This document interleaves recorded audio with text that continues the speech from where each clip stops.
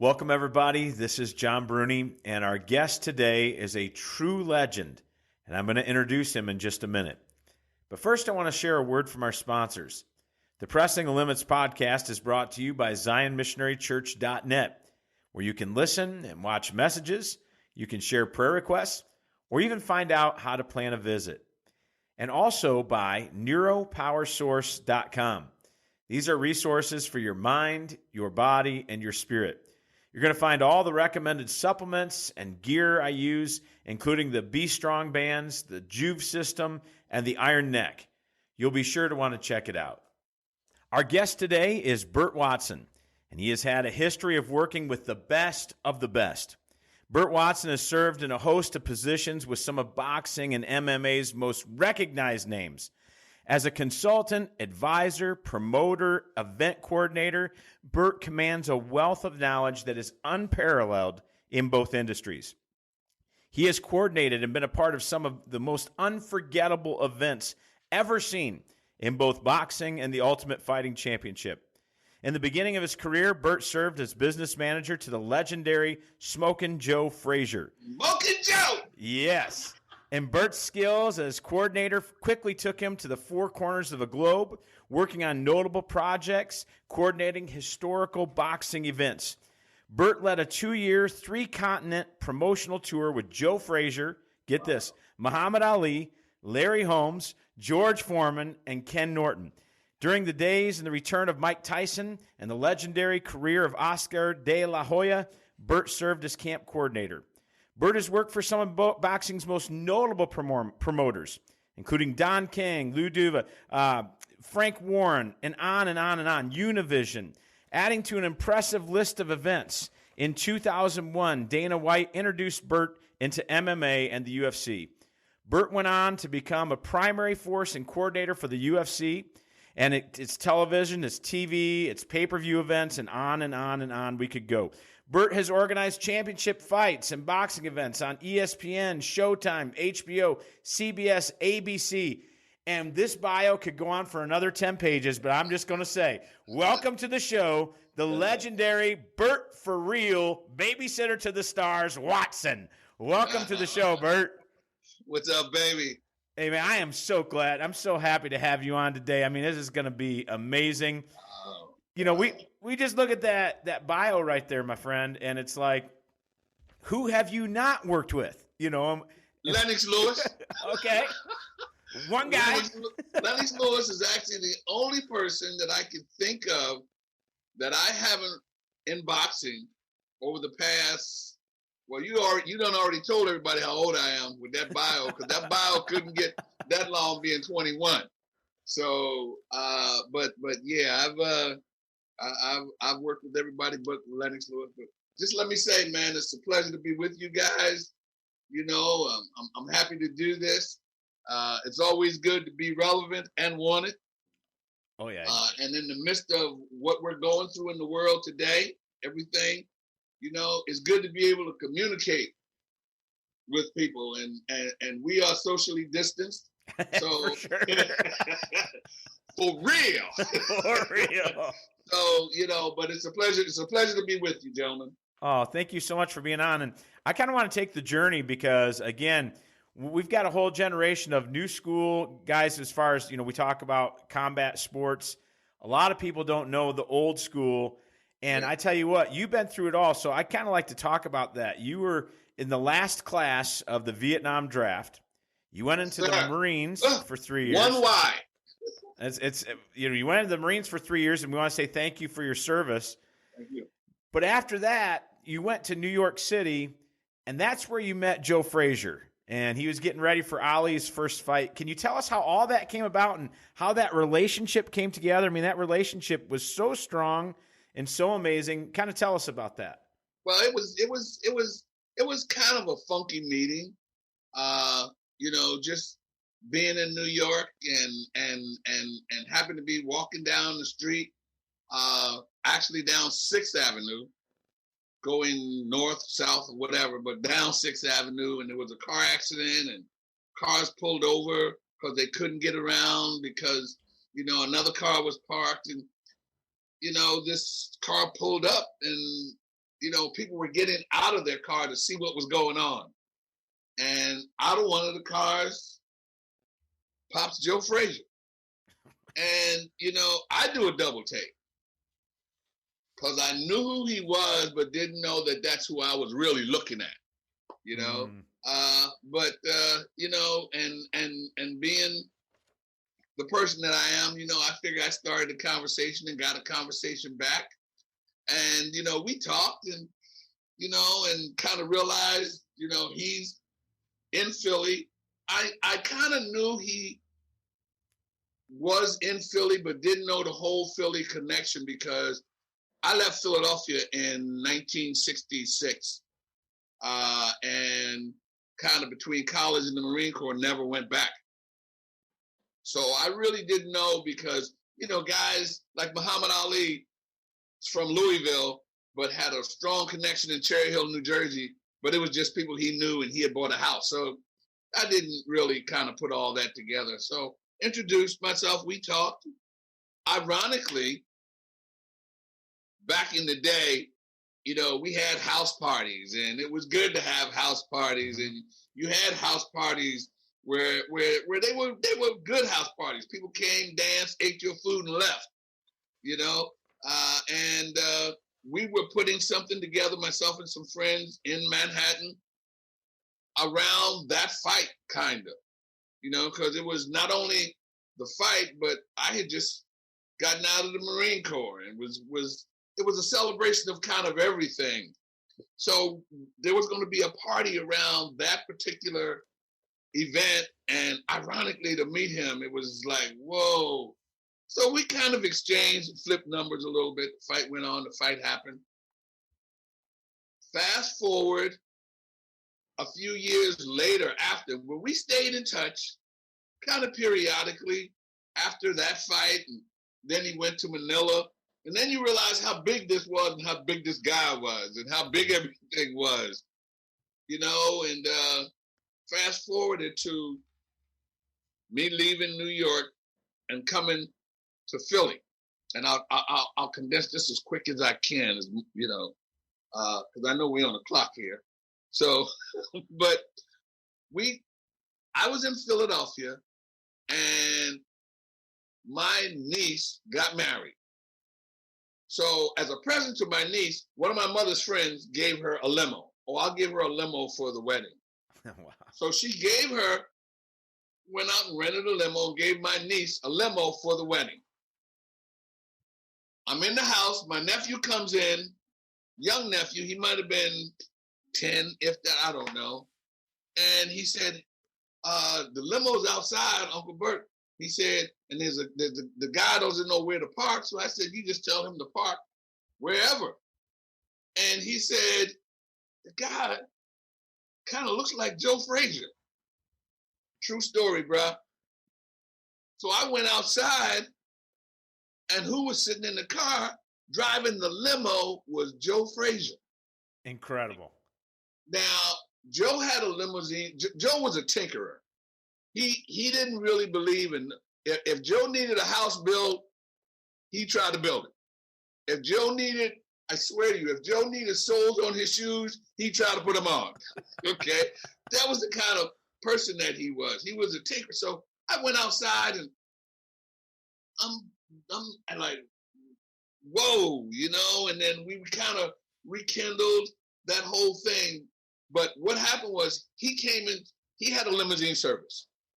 And he came into the gym. He told me he came into the gym that day and picked up the clipboard. Back then, we weren't relying on internet, and he had a clipboard. He noticed on the clipboard the driver didn't show up to come to my niece's wedding. He put the clip back up on the board, grabbed the keys, and hopped in the car himself. That's and awesome. Drove, and I'm looking at him like, whoa, that kind of thing. So my niece came outside, he got out of the car, put her in the car, and people were double taking because they couldn't believe or didn't realize. We got to the wedding, and it got to be a little crazy because my niece gets out of the car, but instead of paying attention to my niece, they were focusing on that smoking Joe Frazier. So I really had to say to him, you know what, bro? You might want to sit in the car. Okay. He went in because he actually went into the reception, and the focus was on him and not my niece's wedding. So I had to say, so he went and sat in the car, but that's a honest to goodness true story. And we started hanging out and chilling and going around. And at the time, he was done fighting and retired. But then he had Marvis fighting. He had the gym. He had Joe Jr. He had, if you remember Yank Durham, he had Yank Durham's son. His name was Chandler Durham. He had a host of fighters. And so we were hanging out, and I was going back and forth. Had no idea or concept of managing or boxing or anything like that. And we're hanging out. And even back then, I was drinking Grand Marnier, which was new. So we're hanging and running. So it got to a point where I said to Joe, you know what? Because Joe was dragging me, bro. And I said, you got to do one or two things. You either gotta leave me the hell alone or hire me, because I can't take this pace anymore. He gave me a desk in his office. I became his guy, and then went on and became his manager, because then it was creating situations to make a living off of his name. Duh. I didn't have a hard time creating a situation with the name Smoking Joe Frazier. But yeah, it was hire me or leave me the hell alone. And, I went on and became his manager and worked with him through the gym and Tyrone's career and Joe Jr.'s career and everybody's boxing career. But it was through Joe, and because the fact that we were traveling unbelievably, and to tell you the person that Joe Frazier was, I had absolutely no experience, bro. None. Had no idea what I was doing or who I was going to do it with, and he just gave me the chair and sat in it. So then I'm sitting and I'm like, okay, now what? And he was looking at me. Yeah, now what? You better get to work. So it was the testament to the kind of person that he was, that he gave me that opportunity. But the next thing I know, I'm meeting Liz Taylor and meeting Sammy Davis and meeting Flip Wilson and Richard Burton, and I'm like, I'm fanboy, kind of, but I couldn't show that because this whole world was flipped around, and out here I was with Joe. We'd go someplace and he pushed me in front of him. So that went on, and through him, at one point he decided, you know what, I think I want to start promoting. But he had all these fighters, but couldn't get fights for them per se, because everybody that wanted the fighters wanted him. We'll take your fight, but we got to have you too, kind of. We really want you. Okay, so it got to be a little crazy. So we decided, we started promoting on our own. But through that and through Joe, I got to work with Don King, Cedric Kushner, Lou Duva, Lou DiBella, Mike Akery, Russell Peltz, Frank Warren, all of them. Anybody or everybody that promoted a fight, we got to put somebody on, and I got to work, because Joe said, if I got my fighter, I want to work that. So, you know what? Burt Watson was learning and listening and hustling and working at the same time. And when I first started, I was pushing a lawnmower. By the time I got done, I was pulling a plow, baby. Yeah. Because it got to be crazy. But I got to meet all these people and got to coordinate and promote these fights. And the next thing I know, I'm promoting fights with Don King and with Duva and all these people. And then I ended up, back in the day, with Joe Frazier, of course, USA Today, which was the biggest boxing network at the time. And then it went from then to ESPN. Then it jumped to the big boys, HBO and Showtime. And, you know, and it got to a point where these guys, they appreciated the work that I did. So then they started calling me like, listen, somebody wants to do a fight for us. And Showtime and HBO only gave it to guys that they knew what they were doing. They just didn't put anybody on that network. So when they were putting people who were new, they'd call me. So I went on and, you know, established that relationship and was still with Joe at the time. And then this situation came about with Champions Forever, where there was, it's now called Ion Productions, ION, which is a pretty big network now. They got together and they said, you know what, somebody, and I'm brain farting, I can't remember the guy's name. And his name was Chester. And maybe it was Chesterfield, I don't know. I just threw that in there. He said, he decided, I'm going to do a show and I'm going to chronic the fights between Joe Frazier, George Foreman, Ken Norton, Larry Holmes, and Muhammad Ali. And I'm going to call it Champions Forever. And he put that together, and that's when everything really started to change around, and I started. And again, I was pulling the plow. He put me out there because I was with Joe, and he didn't want, at the time, not everybody's people were available.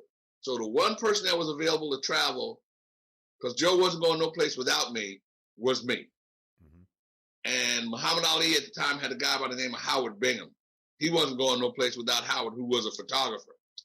And I bounced around and we did that thing for Champions Forever. And Reggie Jackson was the moderator and the guy that kind of, you know, introduced and did everybody. And I did that with them for a period of 3 years. And it was unbelievable to not only travel with these guys, but to learn these guys and to work with these guys. And to, I mean, you know, I became their buzz, man, and to listen and to see what animosity there was, if there was any animosity, and how real it was, and, you know, and how huge these guys were.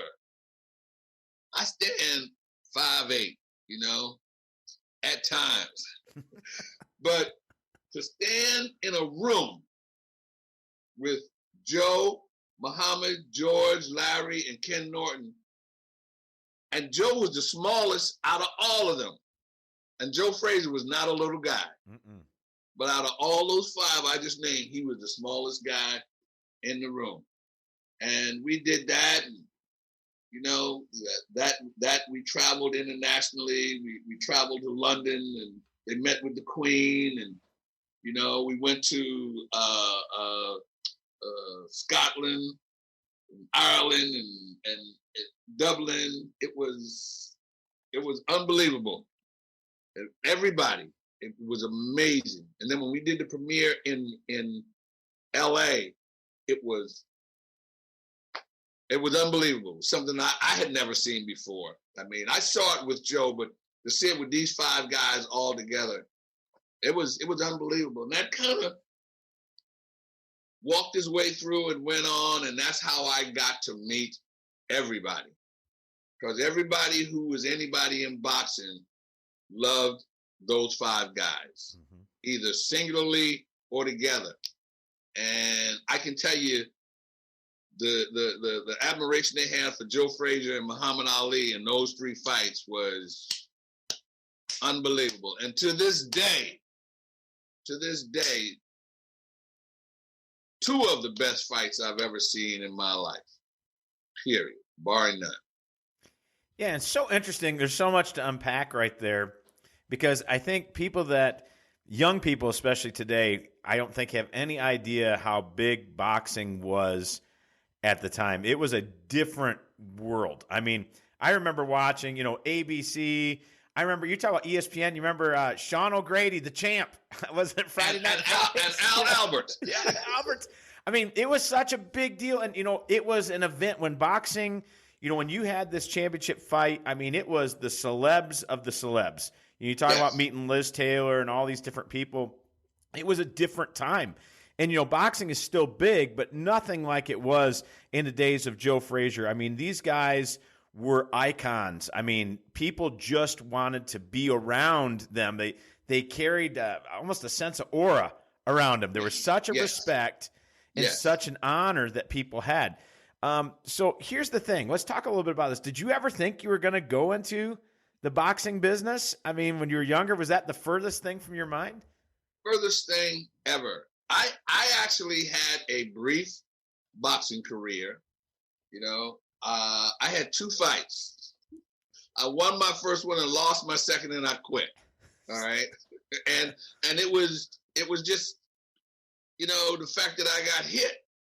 And I went to college. I went to a little school in Scottsbluff, Nebraska, Hiram Scott College, but being a guy from Philly, I'm a hood rat. All right, from Philly, so I could always fight. Anybody from Philly knows how to jab a little bit, knows how to hook and left. So that was kind of easy for me. But then when it became organized and technically, you just didn't pull a shirt off and they put gloves on and wrap your hands. It was a whole different world. Yep. But never in my wildest dream would I have thought that I was going to get into boxing the way I did. In fact, when I met Joe Frazier and told my mom, the first thing she said was, I thought he lost his last fight. Oh. And I said, well, but he's still, but no way did I think that I would get into boxing the way I did. So which leads me to this, again, we said as an event coordinator, you worked with nearly every boxer, especially from the 80s on to the late 90s. Yeah. How did you become, it's kind of a two-parter, how did you become so trusted and influential? Because you are known as one of the most trusted men in the industry and influencer. And then share with us, for people who don't understand all that goes into these events, I mean, people that just watch it on TV, they have no idea all that goes on with the camp and everything else. Can you share with us all the roles and responsibilities that an event coordinator has? Well, I'll say that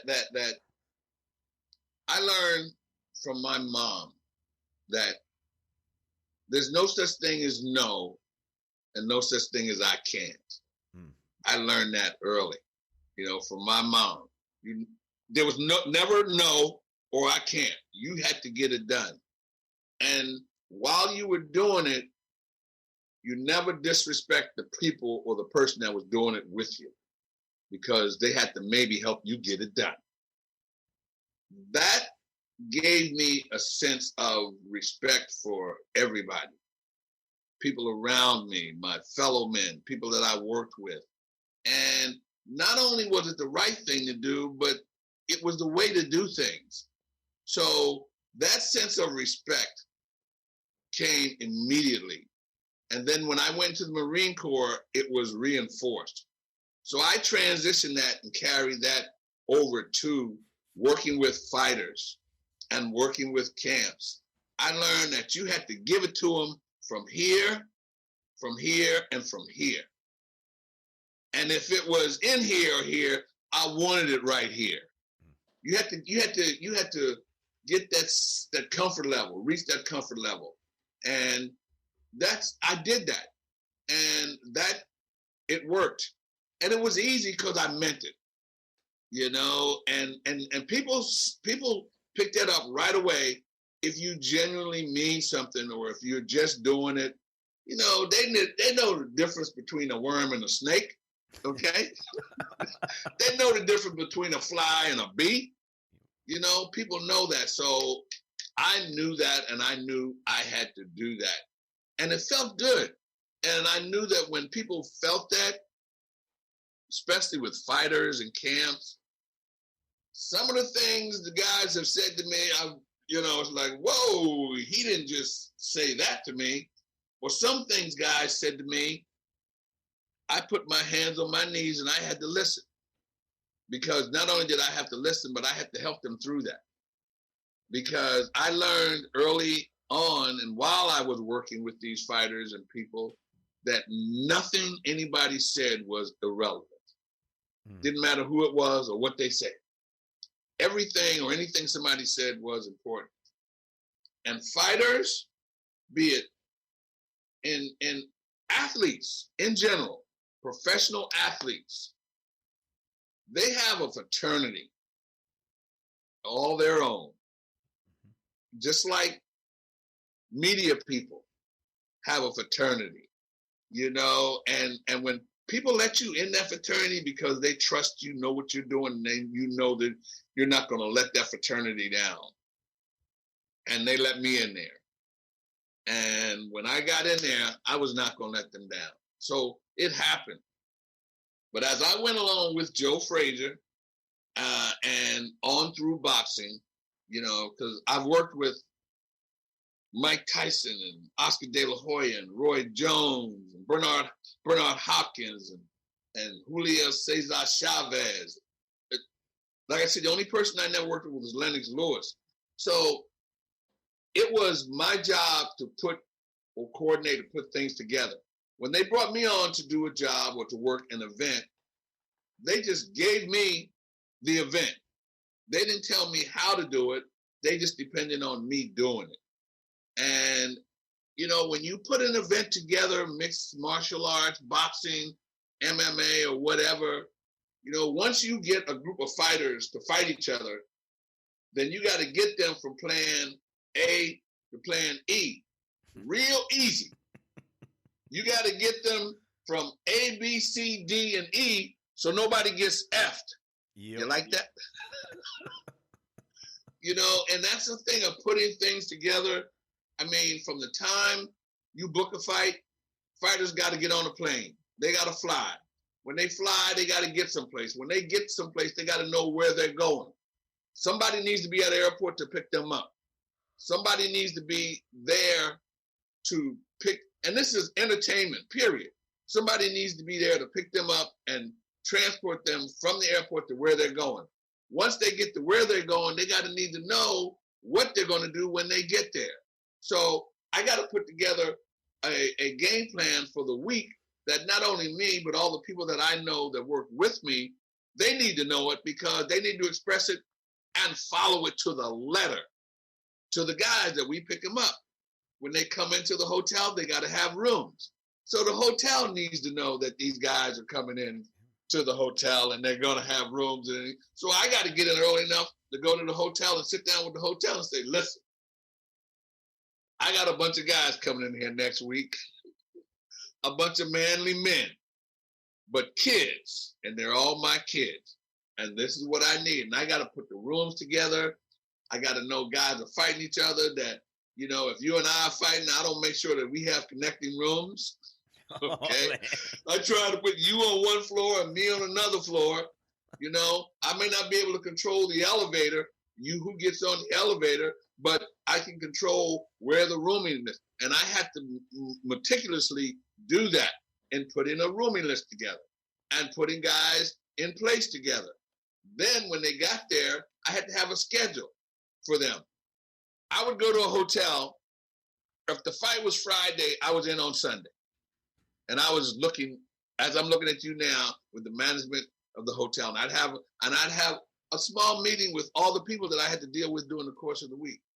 And when I left there, the last thing I said to them, call me before you call the cops. Oh, man. Okay? Make sure you call me before you call the cops.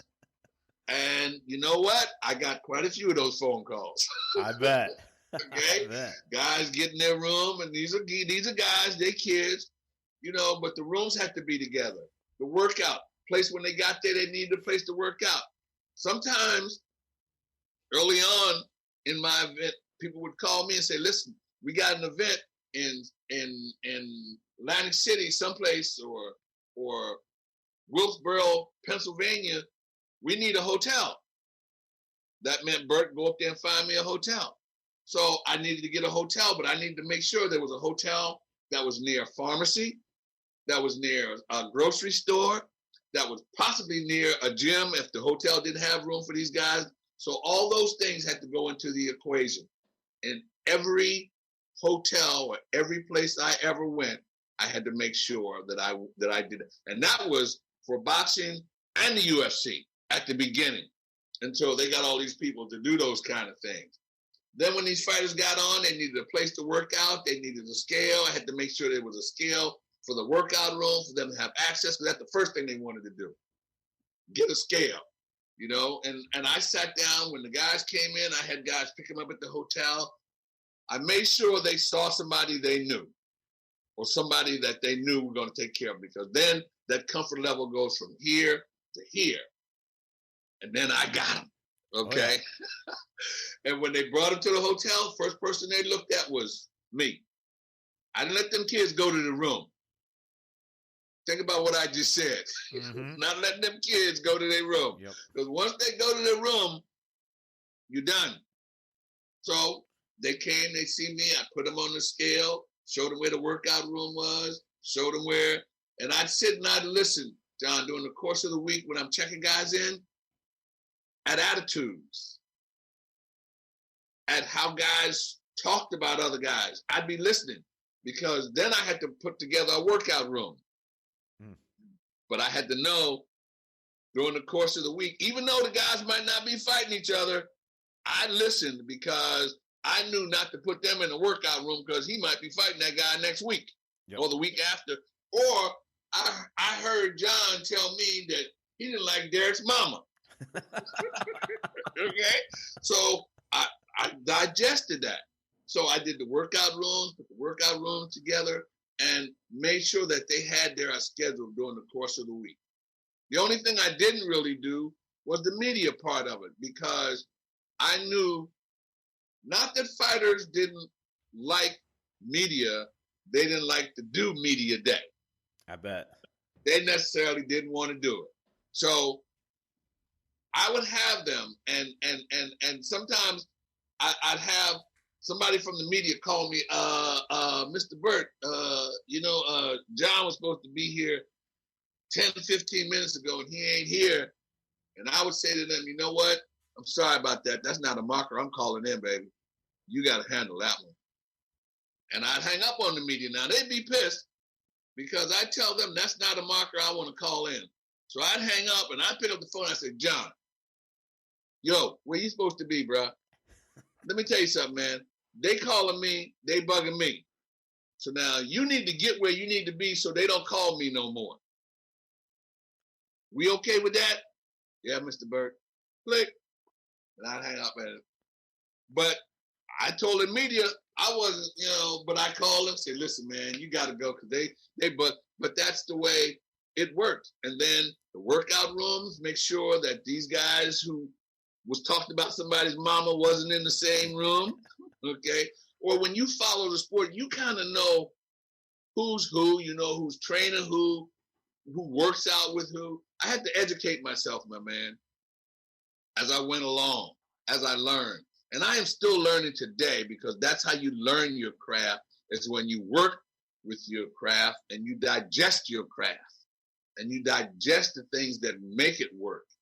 So I was listening and kind of setting things up. And once all that stuff was done, then I had to keep these guys on site for a full week. Okay? Make sure they didn't go off. But the way to do that is when they get off that bus and they come and they did this to me, I did this to them. So anytime I pick that phone up, yo, they're like, oh, I did a thing once. I told them, call me before you call the cops. I'm in a hotel room one night. Phone rings around 1:00. And my phone got no business ringing at 1:00 in the morning. Okay? Because I'm usually in bed by 8:30, 9:00. I picked the phone up and I'm like, yes, sir. And the thing about it, it was the hotel phone. So I picked it up. I said, yes, sir. I said, Mr. Burt, you told us to call you before we call the cops, okay? We getting ready to call the cops. And I asked them what was wrong, and they told me. someplace up on the 7th floor or 8th floor in whatever room. They couldn't control the noise, and people were, going back and forth. They would get on the room, and I would put them on the right floor, but they would go from room to room. Oh yeah. Whatever they were doing. So I got up and I got up, put my clothes on. I was mad. I was hot as fish grease.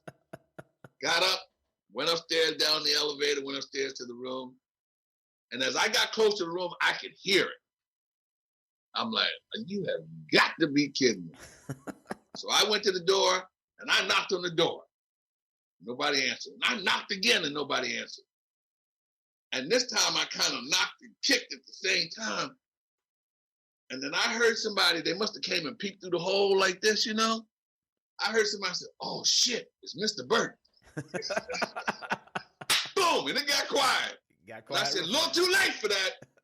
Okay, open this door. They opened the door, man. There was guys in the bathtub.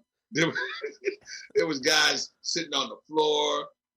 Two of the ring card girls was up on the back, standing up in the chairs, and it was a mess. Because we had a fairly big sized room, and I just said, I'm gonna tell y'all something. Y'all got 5 minutes to clear this room up, and 6 minutes to clear my name downstairs at that front desk. And you know what? They scattered like ants at a picnic, man. But when I went in there, I started to sniff a little bit because I wanted to make sure. Yeah. They kids, you know what I mean? Yep. But all I heard was noise, no cigarette smoke, no fragrances, But that's kind of what I had to do. But they respected me enough that I heard, oh shit, it's Mr. Burt. And they got quiet, like nothing was going on in the room, like I was stupid. But they did. They dispersed and went on to their rooms, and it happens like that. But you do that, you put all that stuff together. Then event day, then you got to put them rooms together again, because then you got dressing rooms. You can't put the same people in the dress rooms that you had in the workout room, because during the course of the week they done got to dislike somebody in there. Absolutely. Okay. Absolutely. So I did that and put them in and get them down there and let them know that they got to meet me at a certain time. And before they do, I have a big talk with them and sit down like I'm running my mouth with you now on the do's and the don'ts and the things that I respect, and telling them, not to leave it to the judges. You leave it to the judges, they're going to make you cry. And it's your night, your fight. You need to get it right. And this is what we do and why we do it. Nobody does it any better than we do, and ain't but one voice. Fight night. Love it. And that's this one right here. If you hear another voice other than mine, you did the wrong thing in your fight. And getting them from the dressing room to the holding area is a whole nother world. Because you got to prepare them to do that, So, but all of those things, and I hope I answered your question as much as I can. That is just half of the stuff around the stuff you got to do to prepare for a fight, and the stuff that's done backstage by me and with help, of course. But I'm going to tell you something: to get them guys on site in a ring or cage is unbelievable, the stuff that you go through. Yeah, because you're basically with them. You're in charge until they actually have that walk down to the ring. You are the man. It all. Yes, the buck stops with you. And what people don't realize too with this is that you're not just dealing with a boxer or a fighter. You're dealing with their entourage. We talk about getting people to like each other or deal with each other. I mean, you're talking, the guy doesn't come in by himself, I'm assuming, right? There's quite a few people surrounded, and you have to deal with all those different personalities. Each fighter has at least 3 people. The main event has at least 4. So you got 12 fights, you got 24 fighters, and each guy got 3. So you got to deal with every person that he's with. Mm-hmm. And each one of them got a different idea. Every now and then, because if the fighter's cutting weight, and they're mostly cutting weight, they are some mad people. And then when they're mad with their camp for no reason. And then when they get there at the beginning, the camp becomes the fighter. And fight night, the fighter becomes himself. Because they're trying to do things and get things done for them. So the different personalities. One guy thinks the room's too hot. Another guy thinks the room's too cold. And then I got to make a decision in the middle. So I go to the fighter and say, what you think? Okay, he said, well, it's all right, Mr. Burt. So you know what? I walk out. But that's very typical, man, with fighters and camps and entourages, and everybody fight week is they're the fighter, and they're trying to make sure that fighter gets what he needs, what she needs, he or she, whatever. And it's all different. So I got to ask you this. Okay. So working with all these different personalities, being in all these different camps, what is, and if maybe you can't share it, but what is the craziest camp story that you have experienced, or can you not even share it? What's the craziest one that you could share? There's off the top of my head, I'll tell you one that was kind of crazy. Fighters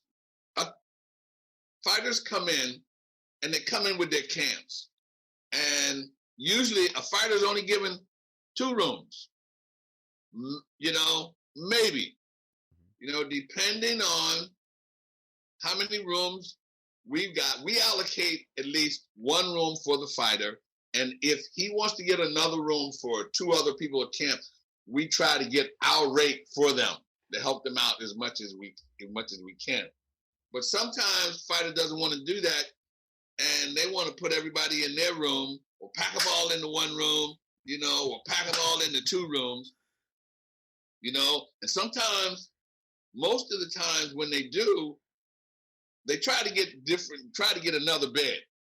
Well, another bed is maybe $30. They don't want to pay that.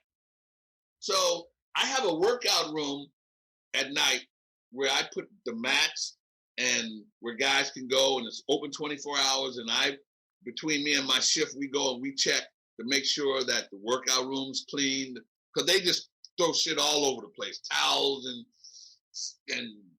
rags and everything. So I'm going down one night after I check guys in about 7:30, and I'm walking down to my workout room, and I see my mats with legs on them going across the floor. And I know damn well that mats ain't got no legs. Okay? So I'm sitting there and I'm looking, and here it was, guys had more than 1 or 2 guys in their room and no beds. So instead of spending the $35 for the bed, they were going to take my mats out of the room and not tell me. So I called them and I said, yo! And I turned around, and it was Mr. Bisbing and his guys.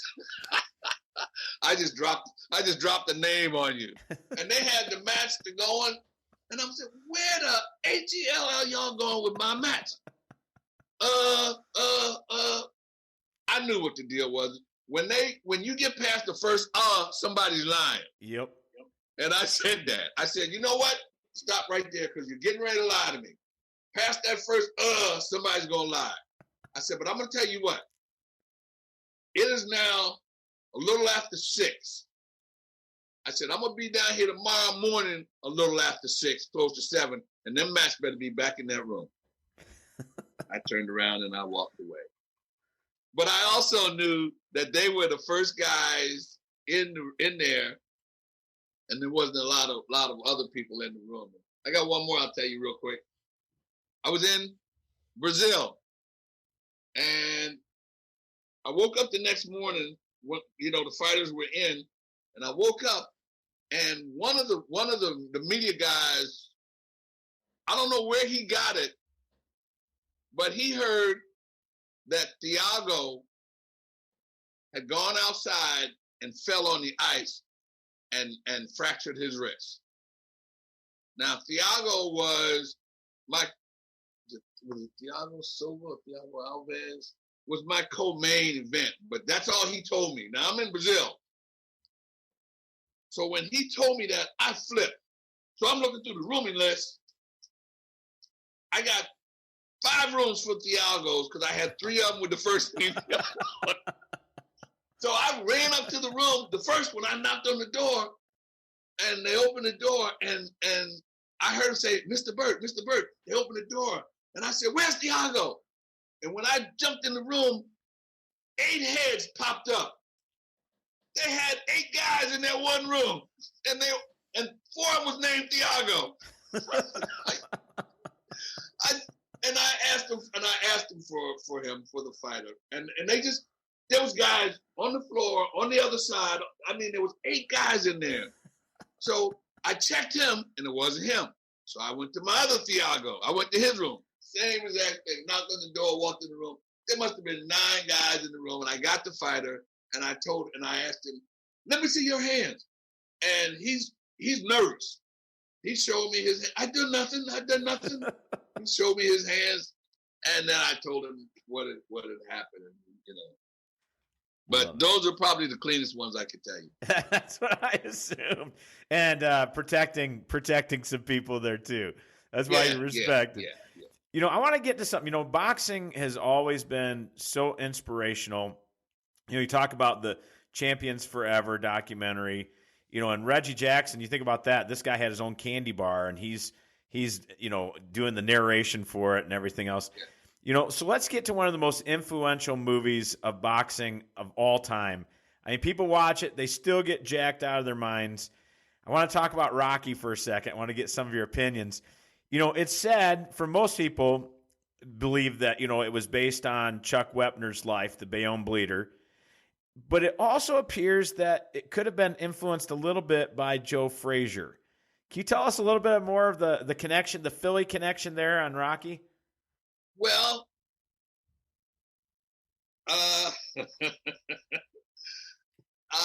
Sylvester Stallone did come to Philly, and, you know, he had conversations with Joe. In fact, Joe was actually in the movie. In the movie, that's, yeah. He had a small part, and they introduced him, and he stepped in the ring. There were quite a bit of similarities in that movie, like the running up the stairs at the Museum of the Art Museum. That whole area around there is a trail where people run and people can run, and, you know, it's very scenic, so they can film a lot of stuff down there, and everybody runs. And ironically, that's where Joe ran.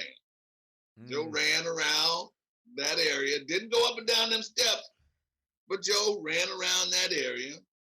And, you know, Joe was from the South. So he was not he was not the most articulate kind of, you know, he had a Southern draw and a Southern accent, you know, so, and you couldn't understand hardly anything Rocky said. Okay. One of Joe's jobs, he worked at a meat packing company. And ironically,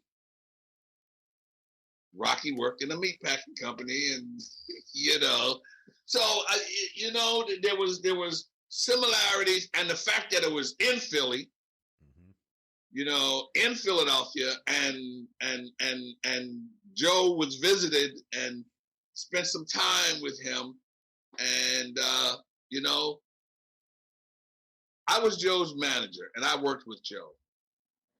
And one of the hardest things for me, there were similarities, but then I always tried to get Joe as much recognition in the city of Philadelphia as I could. And I'm gonna get in trouble for saying this. I'm probably in trouble for most of the shit I just said. But I was trying to get him as much recognition as I could in Philadelphia. And had no luck doing it. And before you know it, there was a statue of Rocky, Sylvester Stallone, in Philadelphia, a fictional character, and that was the home of the former heavyweight champion of the world and the former gold medal winner, and there was no statue, and there was nothing there. So that wasn't very pleasant, and it didn't make everybody very happy. There is one now. They have erected a statue of Joe Frazier, which is down by the where the 76ers play in that sports arena, because you got where the 76ers, the Phillies, and the Eagles in a sports complex, and so the statue is there. But for the longest time, you know, and Joe felt a little something about that. And we tried very hard to get as much as we could in there, but so yeah, there were similarities. I think there was more in Joe Frazier's life than maybe Chuck Webber. I know nothing about. I know of the Bayonne Bleeder. I know about, but I didn't know that part of it. You know, him actually being from Philly, South Philly at that, running around the same area and working in a. Joe worked in a meat pack company called, I think it was Cross Brothers, which was a meat packing company, you know, with the side of beef and the meat and all that other stuff. So I'll leave that right there on the table. We'll leave it all for speculation, but it sure is interesting. You know, I never knew some of that stuff about, you know, the training and the different things. I mean, anybody who watches that, the training sequence gets you jacked out of your mind. I mean, yes, boxer or no boxer, you want to take on the world. So it's cool to think about Joe Frazier doing those same things and taking that same route through town, and how everybody probably did know him, and you know, they're smoking Joe. You know, it's just a cool thing to think about, that there was how much influence he had. And I want to ask you, what was it like working with Dana White and the UFC? I mean, you think about what the UFC grew into when you started. I mean, you're dealing with these guys when they were in their infancy of the sport. You know, can you tell us a little bit about what it was like to work with the UFC and how it all transpired and began to change? It was again, you know, I've had more chance meetings in my life than probably anybody, because I did, and I keep trying to remember whether it was Kostya Tszyu or Zab Judah. I did that fight in Vegas for a promoter. The promoter came to me and said, "Listen, I got this guy who is starting this organization, and he's looking to hire people, and he wants to hire somebody, you know, to help him put this stuff together." And he said, "I'm going to bring this guy in right after the weigh-in, and we can go out and sit down and have a conversation." And the guy he brought was Dana White. And you know, I didn't know Dana. Dana didn't know me, but knew that I was recommended to him to work by this promoter. And Dana said, you know, he was starting this organization and was going to be doing some mixed martial arts. I had no idea. I mean, I knew Bruce Lee and Bruce Leroy. That's as much as I knew. I really didn't know too much of anything else about it, but he was starting this organization, and you know, I said, "You pay me and respect me, and you got me." And that was the end of it. And that's kind of what he did. Dana White never told me what to do, but he expected me to get it done. So when it came time to put that fight together and to get those guys from point A to point B, just like I told you how I did, that's exactly what he wanted me to do. And I got in, and the only difference was that as opposed when it came time to put together the workout rooms, boxing, I can put 3 boxers right here in my office, because boxing is standing up, hit and miss. MMA, I couldn't put one guy in here because he's throwing them around the walls and it's rolling all around, and they would break half of the stuff in here. So that was a transition and a difference that I didn't understand and didn't know, but I had to learn real quick. So when I got dressing rooms and workout rooms, I had to almost triple the size because of the way that they worked out, and it was all grappling, and there were mats involved and all that other stuff. And my first time, you know, I started with, I met Dana, I think 1999 maybe, because I think my first fight was 2000, UFC 30. You have to look that one up. Definitely. That's just in there, but it was UFC 30, and you know, I just remember Chuck Liddell, Tito Ortiz, and BJ Penn, it being his, I think it was his pro debut, was one of the first fights that we did. And it was a whole different world. The thing of when you put fights together, boxing or MMA, the basics are the same. The fluff is different. So I had some different fluff. And initially, you know, when I worked with Dana and I saw the people that he was putting around him, meaning the people that I could see that were working on the basics and putting that stuff together, I could see then that there were a few legs, that this thing had a few legs. Because when you start with the basics and you got the right mule pulling that plow, he's going to plow your field pretty good for you. So I saw that, and then I started to become acquainted with the sport itself. And I can tell you, man, from UFC 30, you know, they were grappling and they were trying to do stand-up. And I won't say trying because these are professional athletes. They knew what they were doing. But the stand-up was a little different from there to here. The evolution of that sport from 2001 to 2005 was traumatic. The 2008, when it became, it just evolved so quickly. And now, I mean, you know, 2 years ago, Conor McGregor, as a boxer, went 10 rounds with Floyd Mayweather. In 2000, he couldn't have done that because the sport hadn't evolved to a point where the technical skill level was. They could box, but boxing was not, it was 1-2 grab. You know, they had to put their hands on you to be effective. So the evolution of it was amazing to me. But I could see that the attitude of the athletes, the respect that the athletes had, because it was a whole different world than boxing. And most of these guys had worked like in boxing.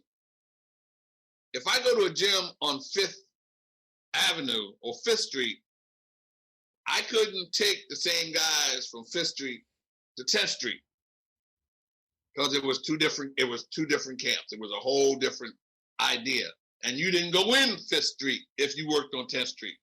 But then when I got to MMA, it was different. You had one guy working with 3 or 4 different fighters.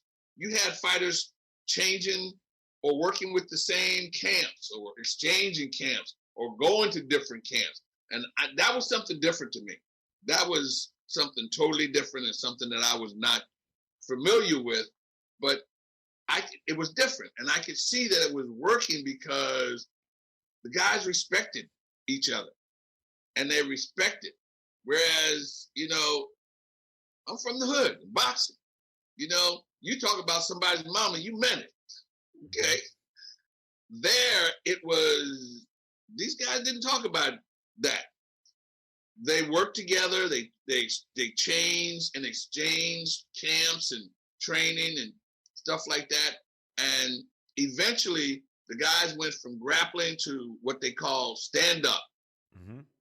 And man, did they learn that real quick. Guys started to learn how to box and was legitimately boxing.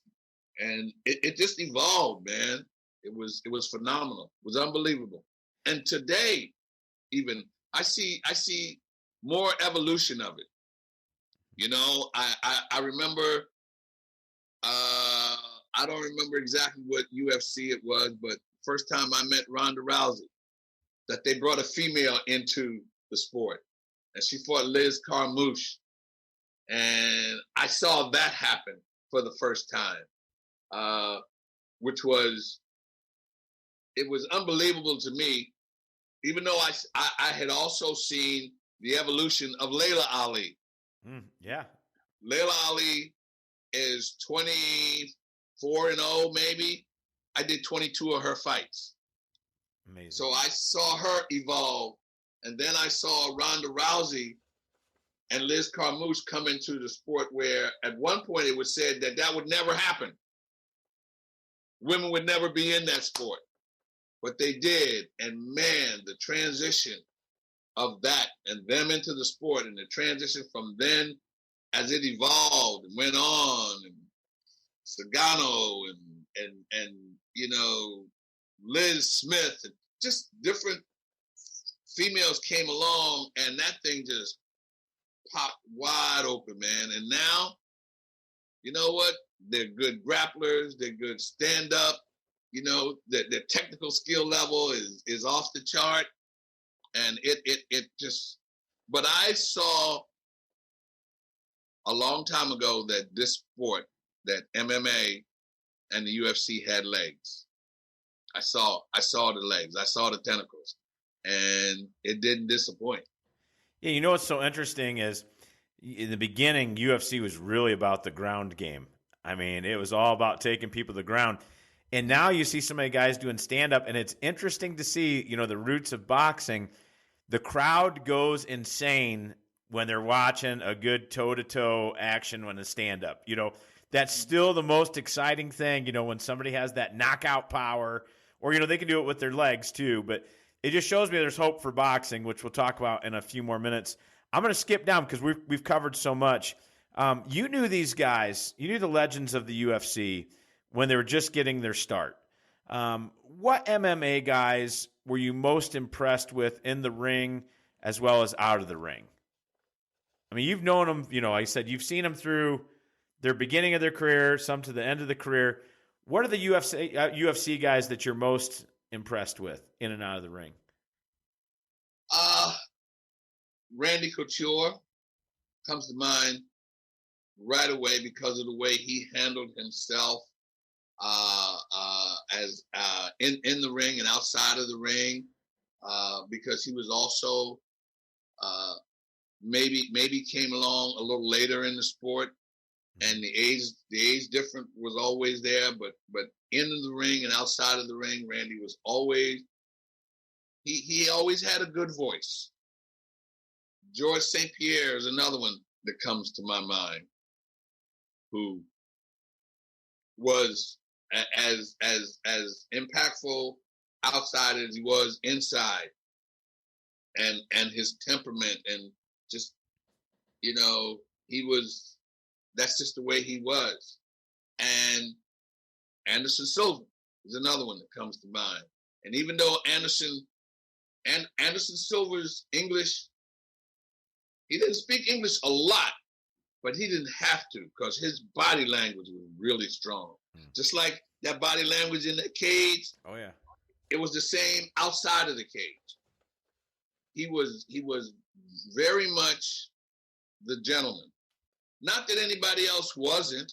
Brian Stan is another one that comes to mind that I could think of with his military, you know. And I don't want to go too much because I know all of them, and I don't want to get somebody mad that I didn't mention their name. But they come to mind. They come to mind right away, and they prove it themselves because they became champions. And they held on to those titles for a little while. So, you know, those three guys that I mentioned, you know, and not because they were champions, they were the first ones that come to my mind. I forgot about the belts, but they did. Great. Couple more questions if you have time. I'm really enjoying this time. so much. I mean, we're going to have to do this again because I'm only going to be able to cover half the stuff here that we have. Could any of the boxing heavyweights in 2020, I mean, you think about the difference in physique, style, and just the way that we have with training is different today than it was. So looking at boxing heavyweights in 2020, could any of those guys hang with those boxing stars of the 70s and the 80s? And what do you see as the key differences in fighters from then versus fighters from now? And again, like I said, fighting it's evolved quite a bit as far as training, and just science has evolved. Nutrition has changed. Just talk a little bit about that, if you could. I think that the boxers now have become a little bit more technically sound. The skill level is a little bit more technical. The technique is a little more technical. Whereas back in the day, in the era of Joe and Sugar Ray Leonard and even De La Hoya and Tyson,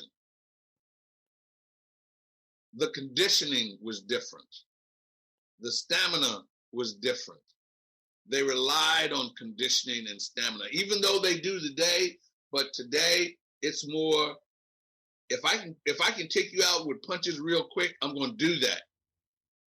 Whereas back in the day, these guys the conditioning was different. The times were different. The commitment was different because it was a different kind of a sport. Today they rely on MMA and boxing. They rely a lot on the technical skill. The stand-up is a little more and a little different. Boxing, the same thing. The skill level is different, and they perfected it a little more.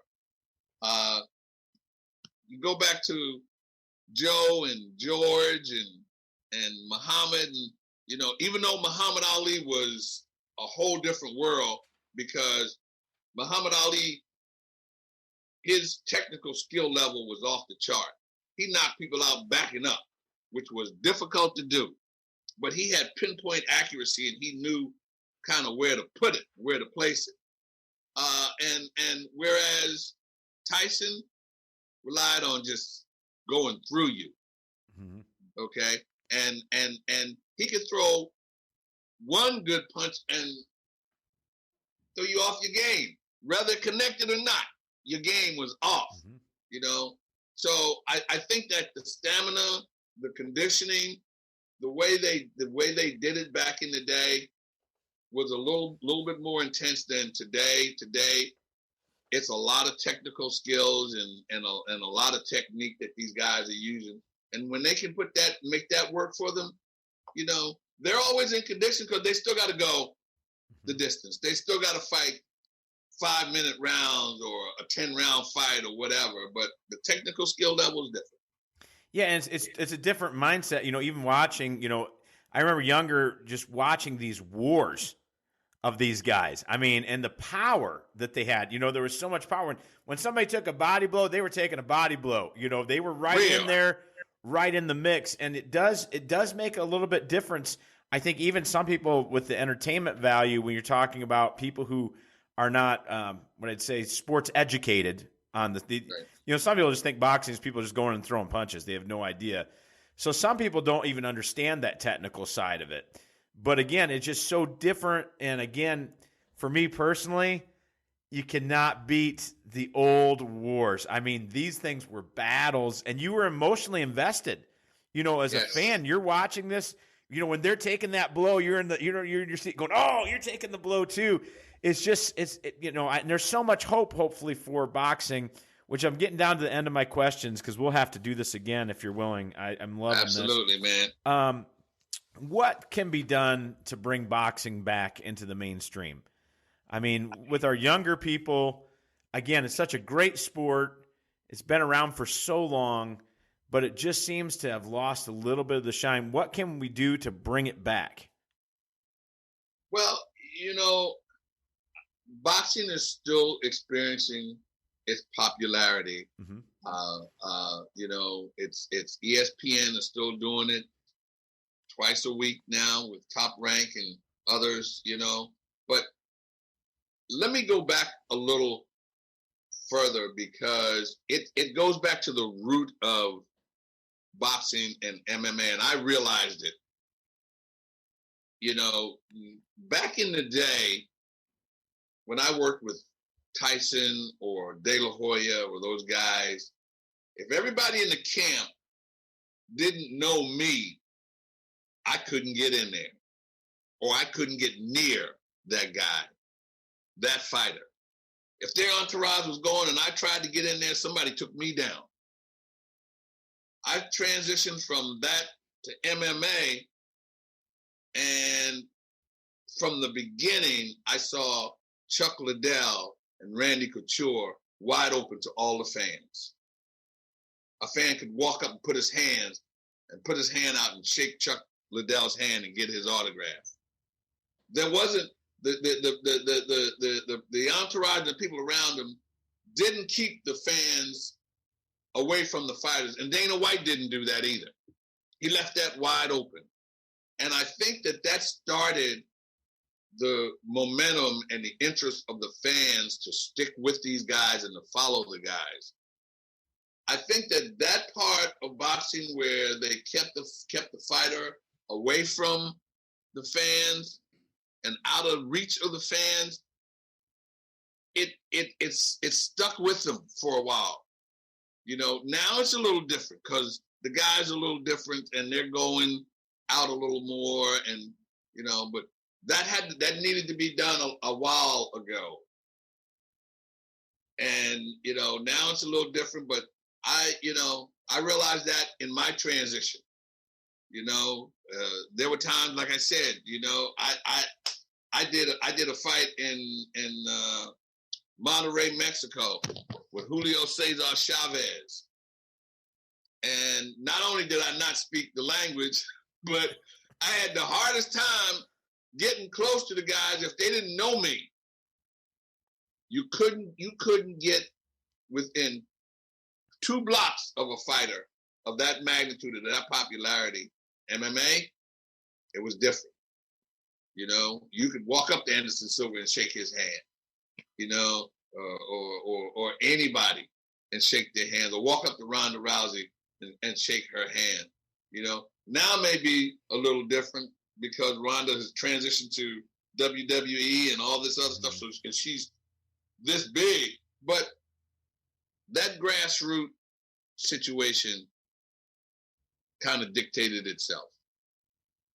So if that answered your question. Yeah, it absolutely does. So we're down to our last little bit here. Hopefully we can do this again, and we can maybe have some fight breakdowns, some of your favorite fights, some dream matchups. You know, we'll have to do this again because I would love to do that.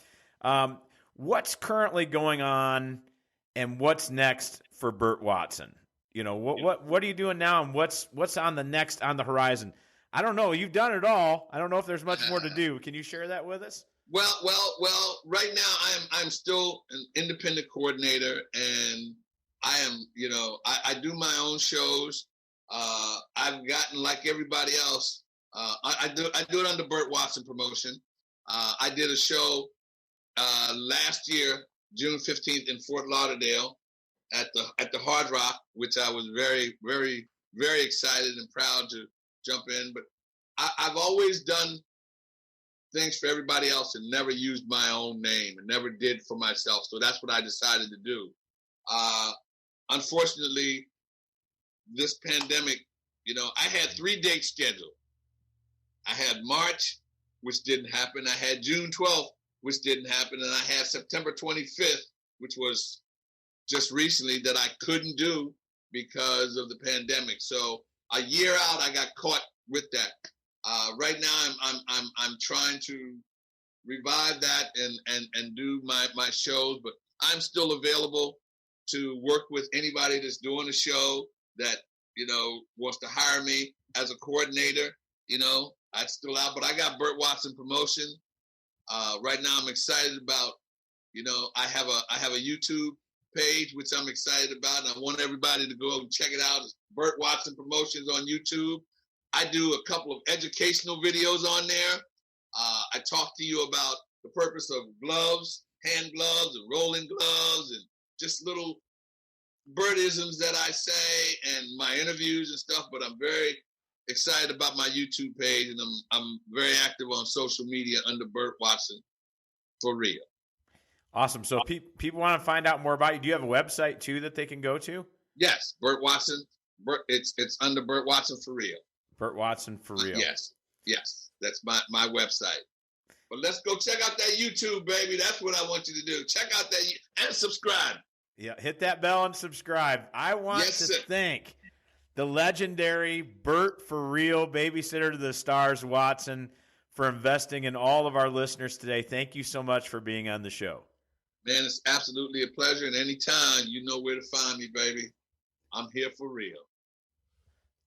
I also want to thank again our sponsors, ZionMissionaryChurch.net and NeuroPowerSource.com. Our podcast producer, Drew Kiespert, video director, Jolyn Thomas, head of talent relations, Mr. Fairfax Hackley. Be sure to rate us and subscribe to the Pressing the Limits podcast and follow us on Instagram for the latest episodes. For more ways to watch and listen to this podcast, check out the Pressing the Limits podcast website.